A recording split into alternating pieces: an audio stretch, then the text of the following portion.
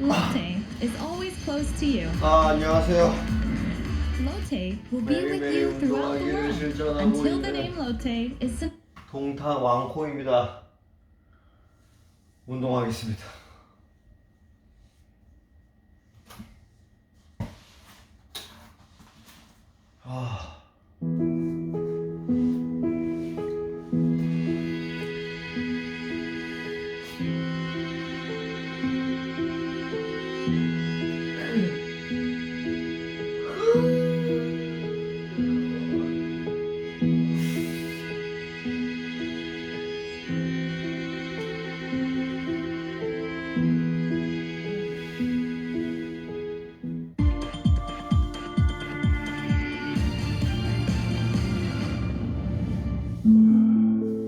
I believe the pandemic was a setback for some traffickers, but I think pretty much the trafficking world has found a way to recover. I'm Neil Giles, I'm the Chief Executive of Traffic Analysis Hub. We're an NGO based in the United Kingdom, in London, and our dream is to create the richest possible store of data around the issue of human trafficking for every actor everywhere in the world.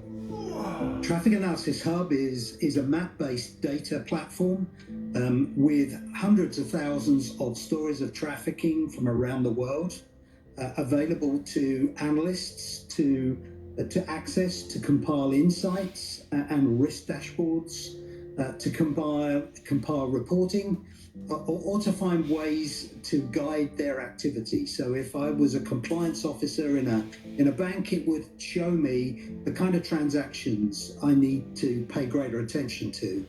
As an NGO, it shows me where I need to focus my work to make a community more resilient to those that would groom them and send them on a journey of exploitation. And to those in universities and law enforcement agencies, it enhances their knowledge and improves their research and makes them more effective at what they do.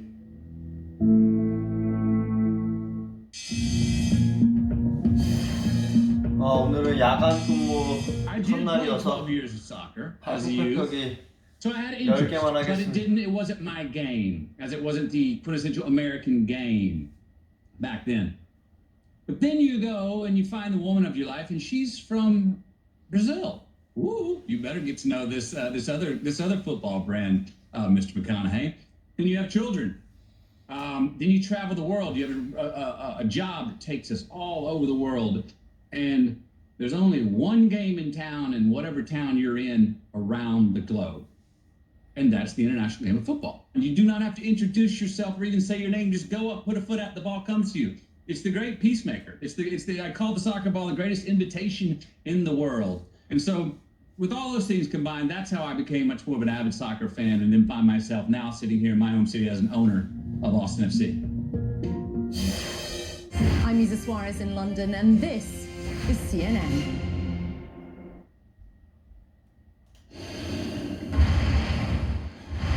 Marches and memorials all across the country this evening were marking 1 year since the murder of George Floyd and what followed, which was supposed to be the nation's reckoning with racial injustice. Over the past year, we've seen it on a local level. City, state lawmakers have passed more than 250 policing bills designed to address police behavior, accountability. What about on the federal level? There's a bill named after George Floyd, yet to pass. Negotiations are underway in Congress. The Floyd family met privately with the president today. After it, they renewed their calls for lawmakers to act. We just want this George Floyd Policing Act to be passed, because this is the thing. If you can make federal laws to protect the bird, which is the bald eagle, you can make federal laws to protect people of color. Democratic Congresswoman Karen Bass is the lead House negotiator of the George Floyd Justice in Policing Act. She also met with the family today. It's a good point that he made. You know, you guys can pick a bird, but you can't help us. Now, obviously, a lot of policing is state and local level. But do you believe you'll be able to get something done? I absolutely believe that we will be able to get something done. And it was very moving to meet with the family today. And I was really pleased that they were not disappointed that we did not produce a bill today. They were far more concerned about the quality as opposed to us rushing and having something symbolic, which is unacceptable. What is the state of play? Well, the state of play is that the negotiations are continuing. I'm working very closely with Senator Booker, Senator Scott, Josh Gottheimer, Pete Staupper, Brian Fitzpatrick in the House. And I do believe that we are going to get there. It's going to take us a little bit longer. We needed more time, but we are all having discussions in good faith. What is the major point of opposition? Well, everybody knows that holding officers accountable is one of the most important things we can do. Because frankly, Chris, we are tired of seeing video after video. And so qualified immunity, reducing the standard for prosecuting officers, raising the standard of policing in the United States, banning chokeholds, banning no-knocks, all of those are very important features. Holding police accountable is definitely a contentious point, but we're still working it through. Anything in there to insist with some kind of funding mechanism that police departments comply and have a uniform standard for reporting on just reporting? We were reading the other day about one of the states in play, only a fraction of the police departments in the entire state even report up to the federal level about arguable uses or abuses of force. Anything in there about that? Exactly. Yes, it is. I mean, there's an entire section of the bill that looks at data because you're exactly right. You know, we have 18,000 police departments around the country and no national standards. You tell me a profession that has the power of policing where police can take away your freedom and take away your life, but have virtually no transparency, very little accountability, and 18,000 different ways of going about their job.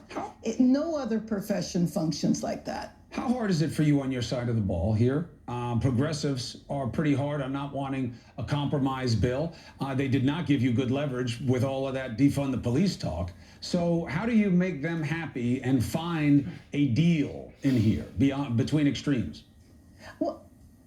Well, first of all, understand that in the House of Representatives, in the Democratic caucus, we have over 200 members. Now, we do have members that support the concept of defund the police, but it is a very small number.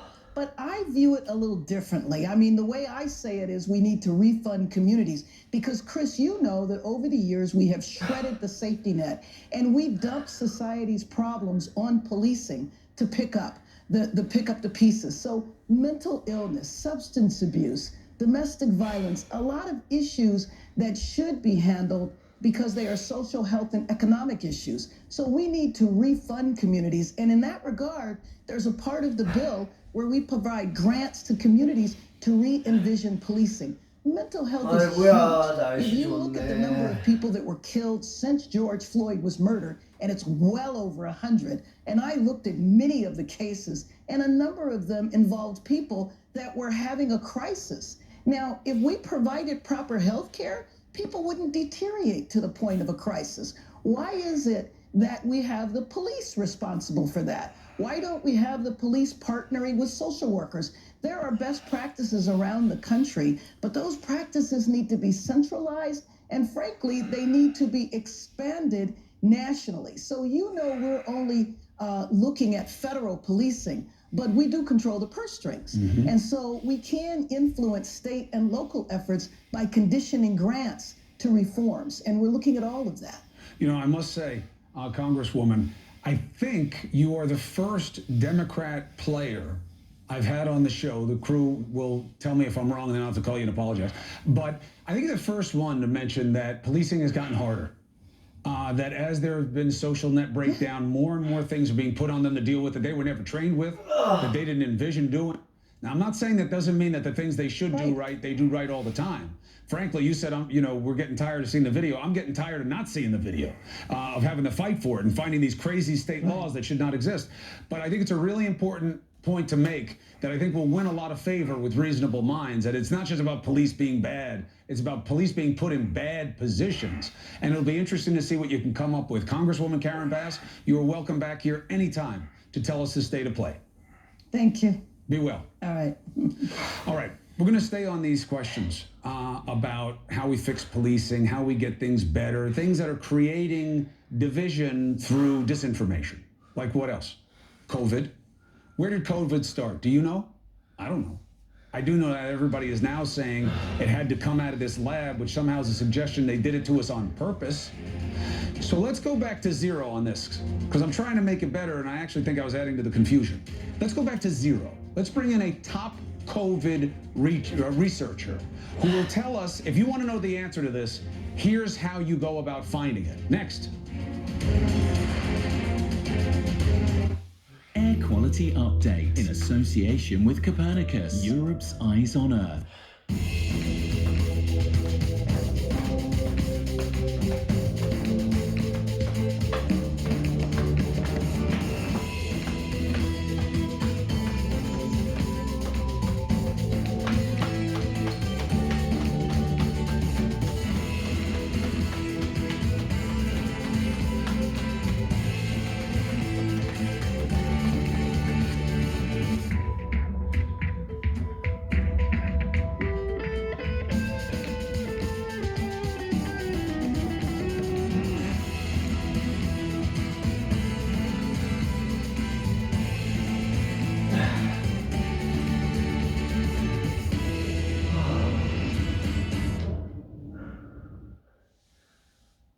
Quality update in association with Copernicus, Europe's eyes on Earth. Vin Future Prize, a new global science and technology prize for humanity from Vietnam. Oh. One Vin Future grand prize of $3 million. 3 additional special Vin Future prizes valued at $500,000 each. Vin Future Prize honors science and technology work